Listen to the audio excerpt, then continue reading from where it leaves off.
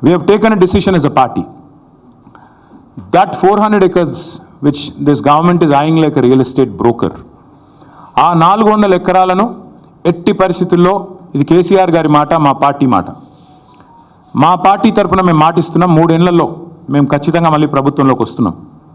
ప్రభుత్వంలోకి వచ్చిన తర్వాత మేము ఆ 400 ఎకరాలని మొత్తం హైదరాబాద్లో, మొత్తం తెలంగాణలోనే అతి పెద్ద ఈకో పార్క్గా ఏర్పాటు చేస్తాము. ఇప్పుడే నేను స్పష్టంగా చెప్తా ఉన్నా, ఈరోజు ఎవరైనా రేవంత్ రెడ్డి విసిరే బిస్కెట్ల కాశపడి, రేవంత్ రెడ్డి చెప్పే మాటల కాశపడి ఆ ల్యాండ్ 1 ఇంచ్ ఎవరన్నా కొనుక్కున్నా మళ్ళీ కుండ బద్దలు కొట్టినట్టు చెప్తున్నా, మమ్మల్ని తర్వాత అనొద్దు.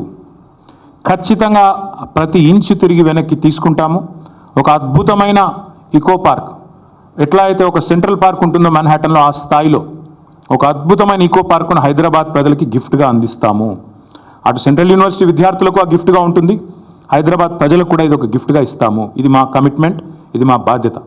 హైదరాబాద్ ప్రజలు మాకు ఓట్లేసి గెలిపించారు. మొన్నటి ఎన్నికల్లో కూడా ఏకపక్షంగా కాంగ్రెస్కి 1 సీట్ ఇవ్వకుండా గెలిపించారు.